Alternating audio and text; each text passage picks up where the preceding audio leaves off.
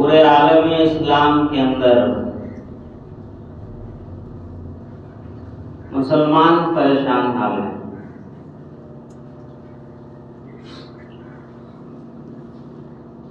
اور جہاں جمہوری ملک ہے وہاں پھر کیا مسلمان کیا غیر مسلم سب پریشان ہیں.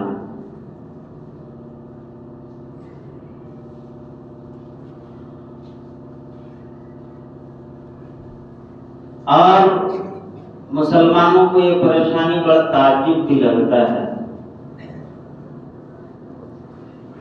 کبھی تعجب لگتا ہے فلسطین کا معاملہ کو دیکھ کر کے فلسطین پہلے آزاد ملک تھا، اسرائیل کو وہاں پر ناجائز طریقے سے بسایا گیا اور اس کے چاروں طرف عرب کے ممالک ہیں، مسلم کنٹریز ہیں، لیکن پھر بھی کوئی مسلمان پرسان حال نہیں ہے. بڑا تعجب لگتا ہے.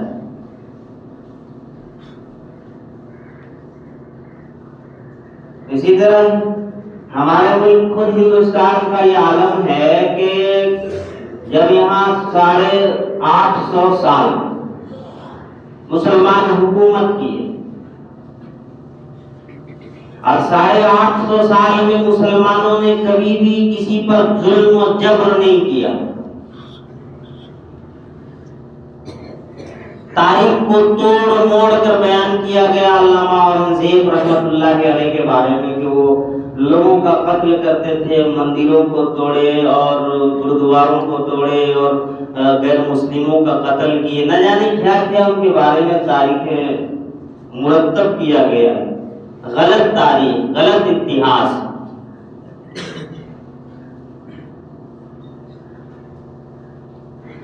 اور اب نئے نئے افسانے بنائے جاتے ہیں، لکھے جاتے ہیں، اور واٹس ایپ کے اندر، فیس بک کے اندر، ٹویٹر کے اندر اور کتابوں کے اندر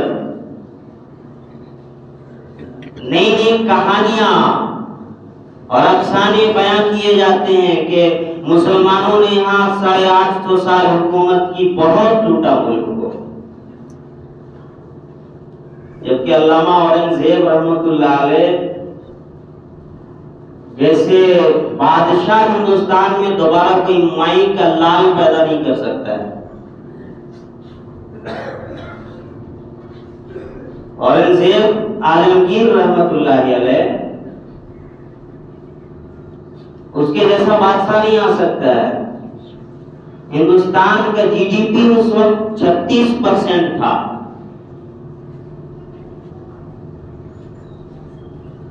ابھی کیا ہے 3%، 4%، 5%. GDP مطلب پوری دنیا کا خزانہ، پوری دنیا کا دولت کا 36% مالک ہندوستان تھا اورنگزیب رحمۃ اللہ علیہ کے زمانے میں. تاریخ میں اس سے بڑا بادشاہ اور اس کے جیسا بادشاہ قیامت تک میں چیلنج کے ساتھ کرتا ہوں کہ دنیا میں، ہندوستان میں کوئی پیدا نہیں ہو سکتا ہے. ایسا بادشاہ گزرا ہے. لیکن انہوں نے کبھی بھی اپنے دارالحکومت سے 1 روپے بھی کھانے کے لیے پیسے نہیں لیے، اپنی ذاتی خرچ کے لیے. وہ وقت کے بادشاہ ہیں، سلطان الہند ہیں، لیکن خزانے سے، حکومت کی طرف سے ان کا اپنا ذاتی خرچہ 1 روپے بھی نہیں تھا، 1 پیسہ بھی نہیں تھا. اگر کوئی چھوٹا سا افسر بن جائے تو اس کے لیے ایک الگ سا کار ہے اور اس کے اوپر لال بتی بھک بھک کرتے ہوئے جائے اور پورا ٹریفک کو صاف کر دیا جائے.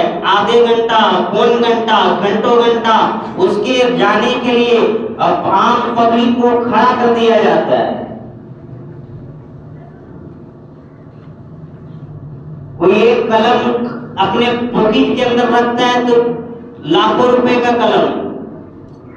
اور اورنگزیب رحمۃ اللہ علیہ 1 روپے پیسہ نہیں لیے اپنے خزانے سے. زندگی کیسے گزارے؟ اپنے ہاتھ سے قرآن کریم لکھا کرتے تھے اور اس قرآن کریم کو ہدیہ کیا کرتے تھے اور اس سے جو خرچہ آتا تھا اس سے اپنا گھر چلایا کرتے تھے، اپنے ذات پہ اس پہ خرچ کرتے تھے. وہ اپنے ہاتھ سے ٹوپی کی بنائی کرتے تھے اور اس ٹوپی کو فروخت کرتے تھے. ایسے بادشاہ اورنگزیب عالمگیر رحمت اللہ علیہ تھے. 850 سال مسلمانوں نے یہاں حکومت کی، لیکن کبھی بھی کسی پر کوئی جبر، کوئی تشدد، کوئی ظلم، کسی کی گردن پر تلوار رکھ کر نہ کبھی اس کو مذہب کے نام لینے کے کا فورس کیا گیا، جور ظلم کیا گیا، کچھ نہیں کیا گیا. سب کو اور اس کی مذہبی آزادی حاصل ہے. ہاں یقیناً بہت سارے مندروں کو توڑوایا، لیکن بہت ساری مسجدوں اور مزاروں کو بھی اورنگزیب عالمگیر رحمت اللہ علیہ نے توڑوایا ہے. وہ کیوں توڑوایا وہ الگ موضوع ہے، ابھی ہم اس پہ گفتگو نہیں کریں گے. ایک تاریخ ہے مسلمانوں کا ہندوستان کے اندر، اور پھر جب ہندوستان کے حالات کو مسلمان دیکھتے ہیں تو بڑا تعجب ہوتا ہے کہ 850 سال مسلمانوں کی یہاں حکومت رہی اور اب مسلمانوں کی یہ پستی کا عالم ہے. اور انگریز جب یہاں حکومت کیے تو انگریزوں کی غلامی مسلمانوں نے نہیں کیا، مسلمانوں نے ان کے تلوے نہیں چاٹے. مسلمان شروع سے ان کی بغاوت کی اور انگریز کے خلاف کھڑے رہے، اور سب سے پہلے 150 سال کی قربانی تنہ تنہا مسلمانوں کی تھی، اور انگریز کو انہی قربانی کے ذریعے سے اس ملک کو چھوڑ کر بھاگنا پڑا. ایک بہت بڑی قربانی مسلمانوں نے دی. اب پھر جب حالات پیدا ہوتے ہیں اور پھر ادھر عرب کے علاقے میں جب دیکھا جاتا ہے کہ چاروں طرف، ایک طرف ایران ہے، مصر ہے، شام ہے، کویت ہے، بحرین ہے، سعودی عربیہ ہے، عراق ہے، ترکی ہے، بیچ میں پڑا ہوا اسرائیل چھوٹا سا ناجائز طریقے سے وہ بس گیا، ملک فلسطین پہ ظلم کر رہا ہے، تو مسلمانوں کو بھی بڑا تعجب ہوتا ہے. لیکن یہ تعجب وہ لوگ کرتے ہیں جو قرآن کو نہیں پڑھے، جنہوں نے قرآن کو نہیں پڑھا. اللہ تبارک و تعالی دنیا کے نظام کو چلا رہے ہیں، اور یہ وقت آخری وقت ہے، یہ وقت قیامت کے قریب قریب کا وقت ہے. اب بالکل قیامت قریب ہے، اب دجال کی آمد بالکل آمد ہے.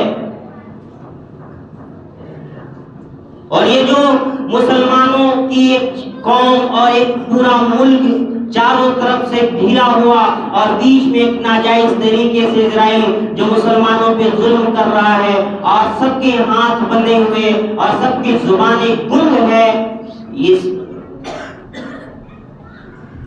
دجال کی آمد کا اشارہ ہے، امام مہدی کا ظہور کا اشارہ ہے، یہ عیسیٰ علیہ السلام کے نزول کا اشارہ ہے کہ وقت دور نہیں ہے کہ دجال عنقریب آ پہنچے گا. امام مہدی ظہور ہو جائیں گے. پھر جس کے دل کے اندر ایمان ہوگا، جس کے دل کے اندر نفاق ہوگا، اللہ تعالیٰ ظاہر کر دیں گے. جس کے دل کے اندر ایمان مضبوط ہوگا وہ عیسیٰ اور امام مہدی کے ساتھ کھڑے ہوں گے، اور جس کے دل کے اندر نفاق ہوگا وہ کھلا مسلمانوں کی بغاوت کریں گے اور دجال سے جا ملیں گے. یہ سارے اشارے ہیں، اور یہ ہندوستان کی تاریخ بھی اور یہ ہندوستان کے حالات بھی ایک بہت اہم رول ہے اس کا بھی. حدیث پاک کے اندر آیا ہے کہ ایک جوان مدینہ سے آئے گی. اب وہ مدینہ عربی کا لفظ ہے مدینہ، اب مدینہ کہتے ہیں عربی میں شہر کو. اب اس سے یا تو مدینہ الرسول مراد لیا جائے یا کوئی بھی شہر مراد لیا جائے.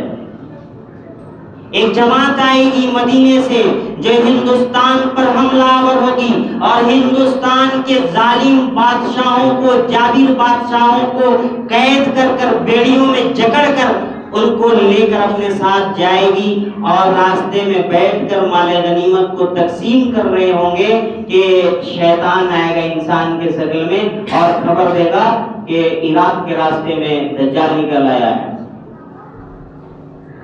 تو مجاہدین جو ہیں وہ غنیمت کو، مال غنیمت کو تقسیم کرنا چھوڑ دیں گے اور وہ کہیں گے چلو اب یہیں سے دجال کا مقابلہ کرتے ہیں، جبکہ وہ شیطان ہوگا اور وہ جھوٹی خبر دے گا، لیکن جب وہ عراق کے راستے پہ پہنچیں گے تو عراق کے راستے میں دجال نمودار ہو چکا ہوگا۔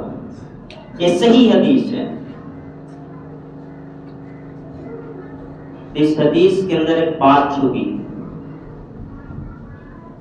کہ مدینہ سے مجاہدین کی جماعت آئے گی اور ہندوستان کے ظالم و جابر حکمرانوں کو بیڑیاں پہنا کر اپنے ساتھ لے جائے گی۔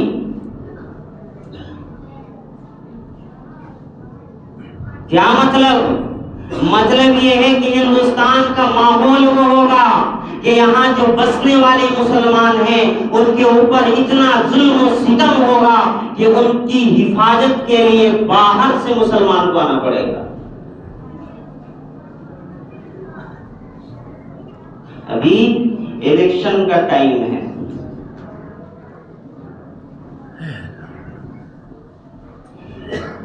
وہ پارٹی جو نکالتا ہے الیکشن سے پہلے وعدہ کرتا ہے، اس کو کیا بولتے ہیں، مینیفیسٹو، جس میں یہ وعدہ کرتا ہے کہ ہم اتنے ہزار لوگوں کو نوکری دیں گے، اتنے لوگوں کا گھر بنائیں گے، سڑکیں پکی کریں گے، عمارتیں پکی کریں گے اور شکشا ویوستھا کو ٹھیک کریں گے، سواستھ ویوستھا کو ٹھیک کریں گے، بہت ہزاروں طرح کے اقلیت کو مضبوط کریں گے، ان کے پیٹھ پر، ان کے سر پر ہمارا ہاتھ ہوگا۔ اور مسلمان قوم اس مینیفیسٹو کو دیکھ کر خوش ہو جاتے ہیں اور سمجھتے ہیں کہ ہمارا سب سے بڑا لیڈر اور رہنما ہے، یہی ہے، کوئی نہیں ہے، یاد رکھو کوئی نہیں ہے، کوئی پارٹی تمہاری ساتھ دینے کا نہیں، کوئی پوچھنے والا نہیں ہے، کوئی جماعت تمہارے مصیبت کے ساتھ کھڑا ہونے والی نہیں ہے۔ کھڑا وہی ہوگا جس کے دل کے اندر ایمانداری ہوگی۔ پارٹی ایماندار نہیں ہوتی ہے، اور پارٹی کے اندر لوگ جو ہوتے ہیں وہ ایماندار ہوتے ہیں، وہ بے ایمان ہوتے ہیں۔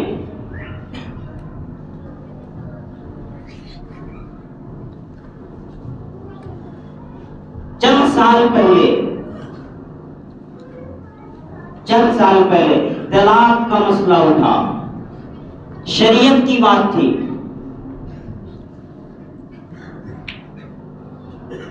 ہندوستان کے جتنے بھی سیکولر پارٹیاں ہیں جو اپنے آپ کو سیکولرزم کا لوگوں میں سرٹیفکیٹ بانٹتے ہیں، سب کی زبانیں کن تھی کہ نہیں، ہمیں نہیں بولنا۔ طلاق کا مسئلہ آ گیا، حلالہ کا مسئلہ آ گیا، 4 شادیوں کا مسئلہ آ گیا، 2 سے زائد اولاد کا مسئلہ آ گیا، وراثت کا مسئلہ آ گیا، بابری مسجد کا مسئلہ آ گیا، اور اب تو وقف بورڈ کا مسئلہ آ گیا کہ تمہاری زمینیں، تمہاری مسجدیں، تمہاری قبرستان، تمہاری عیدگاہیں، تمہاری مکاتب، تمہاری مسجدیں، کون ساتھ میں کھڑا ہوتا ہے؟ ساتھ میں کوئی کھڑا نہیں ہوتا ہے، وہی ساتھ میں کھڑا ہوتا ہے، پارٹی ساتھ میں کھڑا نہیں ہوتا ہے، وہ شخصیت ساتھ میں کھڑا ہوتا ہے جس کے دل کے اندر ایمانداری ہوتا ہے۔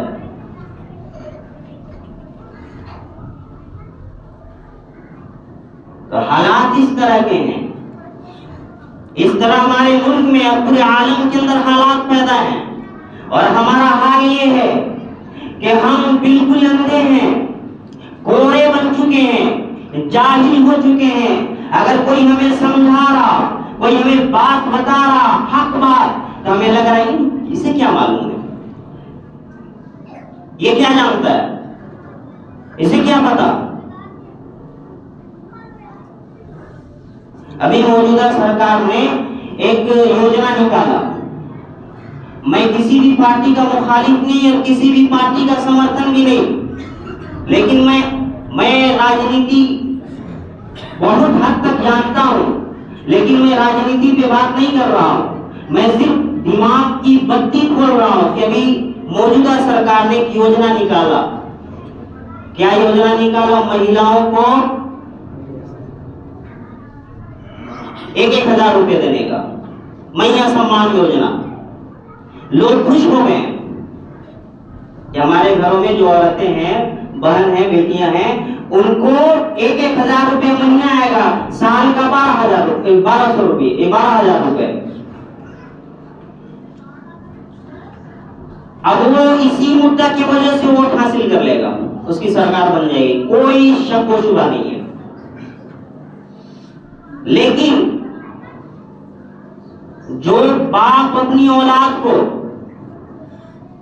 ساری زندگی کی دولت اپنی اولاد کی تعلیم دینے میں لگا دی، اور اس نے IAS کا، IPS کا اور نہ جانے نیٹ کا اور کیا کیا کا ایگزام نکالا، اور ایگزام نکالنے کے بعد 30 سال کی محنت، 25 سال کی محنت، اور پھر اس کا جو سیٹ ہے اس کو 40 لاکھ روپے پہ بیچ دیا گیا. جامتارا سے آ کر، گڈا سے آ کر، بھاگلپور سے آ کر OSSC آفس کے باہر کینڈل لگا کر مہینہ برسات، گرمی، سردی، ٹھنڈا، کڑاکے بیٹھے ہوئے دھرنے پہ. اس کا بھوش کہاں گیا؟ آج ہمارے بچے پڑھ رہے ہیں، 1,000 روپے بھی لبھا دیا گیا. مسلمانوں کو بقرعید کے موقع پر، عید کے موقع پر چاند رات کو افطاری دے کر لبھا دیا گیا. آدیواسیوں کو کرما پوجا پر ماندر بجا کر لبھا دیا گیا، جس سے لگے کہ ہاں یہ ہمارا ہے. یہ کوئی کسی کا نہیں ہوتا ہے، کوئی کسی کا نہیں ہوتا ہے. یہ وقت جو بھی الیکشن کا ہے، اس الیکشن میں آپ کو اگر ووٹ بھی کرنا ہے تو ان کو کریں شخصیت کو، پارٹی کو نہیں. شخصیت کو جو ایماندار ہو، چاہے وہ پارٹی میں ہو، چاہے نردلیے ہو، کوئی بھی ہو. بہرحال یہ الگ مدعا ہے. میں عرض کر رہا تھا کہ ملک کا حالات اور پورے عالم کا حالات یہ ہے، اور ایک طرف مسلمانوں کے حالات یہ ہیں کہ مسلمان ان سب چیزوں سے بے خبر ہے. اللہ تبارک و تعالیٰ دنیا کے نظام کو چلا رہے ہیں، وہ فلسطین کے معاملوں کو بھی دیکھ رہے ہیں، ہندوستان کے بھی معاملہ کو دیکھ رہے ہیں کہ کیا ہو رہا ہے، کیا نہیں ہو رہا ہے. اور یہ نظام انسانوں کے اعمال کی بدولت چلتے ہیں. اب ہمارا عمل کیا ہے کہ ہم نے آج جمعے کی نماز میں اتنے سارے لوگ آئے ہیں، ماشاءاللہ.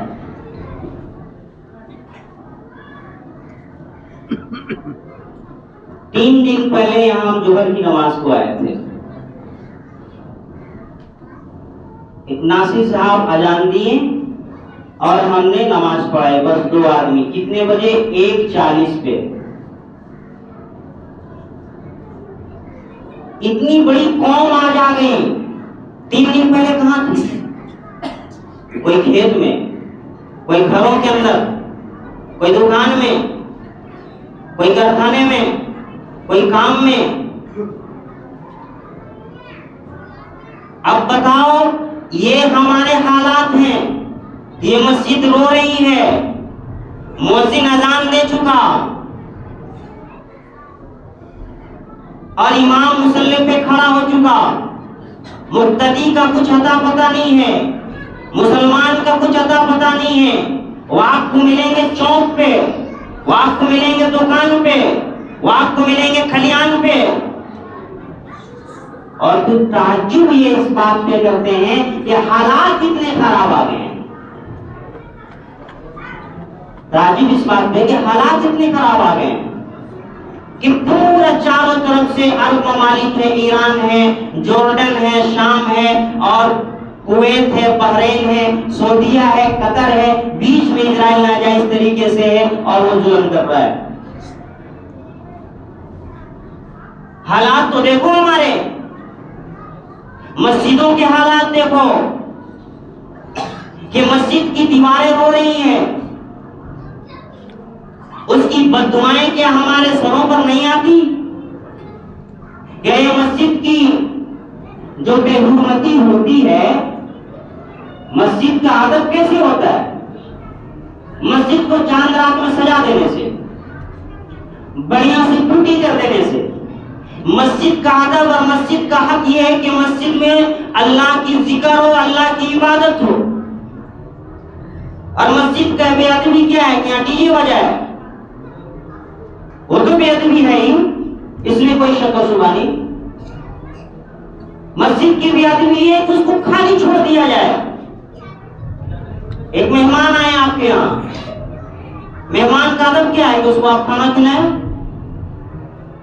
اور مہمان کا بے ادبی کیا ہے کہ آپ اس کو خالی پیٹ بھوکے رکھے، پوچھے بھی نہیں ہاں جی کھانا وانا کھائیں کہ نہیں کھائیں، پانی پیے کہ نہیں پیے، یہ بے ادبی ہے کہ نہیں ہے؟ تو مسجد کا ادب کیا ہے؟ اس کو بڑھیا سے پیٹ پچاڑا کر دینا کہ جس طرح مہمان کو پوچھا بھی نہیں جائے کھانا کھایا نہیں کھایا، پانی پیا نہیں پیا، ہاں یہ میرے جہیز میں ملا ہوا ریم والا صوفہ یہاں اطمینان سے بیٹھیے، یہ ہمارے گھر میں ڈائننگ ٹیبل رکھا ہوا، یہ بڑا سی ڈی رکھا ہوا، یہ گودریج ہے، یہ پلنگ ہے، اور ہم نے 2.5 لاکھ کا یہ صرف پینٹ کیا ہے، آپ اس کو دیکھیے، یہ ادب ہے؟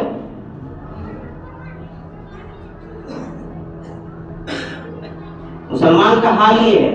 آج سڑکوں میں دیکھیں، سڑک دیکھیں، ذمہ دار کو بناتے ہیں حکمرانوں کو، ذمہ دار بناتے ہیں قوم کے ذمہ داروں کو سڑکوں کا حال کا۔ آج ہر ایک انسان کے گھر کے سامنے سڑک پر آپ کو نالی ملے گا، وہ نالی کون پیدا بنایا؟ مکھیا صاحب آ کے بنائے، صدر صاحب آ کے کوڑ کے گئے ہیں، آپ نے کوڑا ہے؟ اللہ کے رسول صلی اللہ علیہ وسلم نے ارشاد فرمایا کہ راستے سے تکلیف دینے والی چیز کا ہٹا دینا ایمان کا سب سے کم درجہ ہے۔ راستے میں تکلیف دینے والی چیز کیا ہے؟ کانٹا ہے، پتھر ہے، آپ نے نالی کھود دیا، وہ بھی تکلیف ہے آنے جانے والوں کے لیے۔ آپ کے گھر کے سامنے نالی ہے، آپ نے اس نالی کو بند کر دیا، یہ بھی تکلیف ہے، اس سے راستے خراب ہو رہے ہیں، اس سے لوگوں میں آنے جانے میں تکلیف ہو رہی ہے، پانی سڑک پہ آ رہا ہے۔ تو سب سے ایمان کا کم درجہ یہ ہے کہ راستے سے تکلیف دینے والی چیز کو ہٹا دے، اور اس سے کم درجہ ہے ہی نہیں۔ اب بتائیے یہاں سے وہاں تک جائیں، سیمن موڑ سے عیدگاہ تک، ادھر تو ہم نہیں گئے ہیں، اپنا زیادہ جانا نہیں ہوتا، عیدگاہ سے لے کر سیمن موڑ تک جائیں، سب کے گھر میں، سب کے گھر کے سامنے، اکثروں کے گھر کے سامنے وہ نالی بنا ہوا ہے۔ تھوڑا سا مٹی اگر وہی نالی سے کوڑ کے اگر اس میں رکھ دیا جائے تو یہ ایمان کا بہترین درجہ ہوا کہ نہیں ہوا؟ تو یہ تو کم درجہ بھی نہیں ہے ہمارا ایمان کا، یہ تو اعلیٰ درجہ ہے کہ آدمی نماز پڑھے۔ کم درجہ یہ ہے کہ سڑک سے چلنے والے لوگوں کو تکلیف نہ پہنچنے دے، تو وہ کم درجہ بھی تو ہمارا نہیں ہے۔ پھر ہم شکوا کریں، ہائے وہ فلسطین کا معاملہ، ہائے یہاں مودی، یہاں یوگی، یہاں حالات، وہاں کچھ نہیں ہوتا ہے، یہ حالات ہم اپنے خود پیدا کیے ہوئے ہیں، یہ حالات ہمارا خود پیدا کیا ہوا ہے۔ اس لیے نمازوں کی پابندی کیجیے، نماز سے بڑا کچھ نہیں ہوتا ہے، اور جس کے جو نماز کا پابند ہو اس کا دل ایسا مضبوط ہو کہ دنیا کا بھوٹال اور بھوچال بھی اس کے دل کو نہیں ڈگمگا سکتا۔ اور راستے سے تکلیف دینے والی چیزوں کو ہٹائیے، کیونکہ یہ ایمان کا سب سے کم درجہ ہے، اس سے کم کوئی درجہ نہیں ہے۔ تو آپ کے گھروں کے سامنے جو نالیاں نکلی ہوئی ہیں یا گاڑی چل چل کر جو گڈھے پڑ گئے ہیں، آپ اس کو قوم نہیں کر رہا، ہر آدمی قوم ہے، سب قوم ہے، یہاں سب کو مل کے کرنی ہے، اور اگر نہیں کرنی ہے تو پھر ہم ایک دن مدرسے کے بچوں کو لے کے جائیں گے کدال اور کوڑی لے کے اور کڑائی لے کے، بولیں گے چلو پورا یہاں سے عیدگاہ سے لے کے صبر موڑ تک کا روڈ میں جتنا گڈھا سب کو بھرا جائے۔ 2 منٹ۔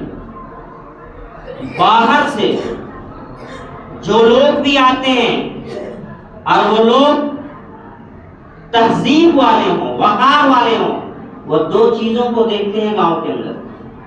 سب سے پہلے مسجد کو دیکھتے ہیں، اس گاؤں کی مسجد کیسی ہے، مسجد کی آبادی کیسی ہے، مسجد کا استنجا خانہ اور باتھ روم کیسا ہے۔ نہیں دیکھتے ہیں کہ عورت کے اندر کتنا پردہ ہے اور کتنا وہ تہجد گزار، یہ نہیں پوچھتے ہیں۔ مسجد کو دیکھتے ہیں کہ مسجد کا حالات کیسا ہے، اور دیکھتے ہیں گاؤں کی سڑکیں کیسی ہیں، اندازہ لگا لیا جاتا ہے کہ لوگ کیسے ہیں۔ اللہ تبارک و تعالی ہم سبھی کو کہنے سننے سے زیادہ عمل کی توفیق عطا فرمائے۔ وآخر دعوانا الحمدللہ۔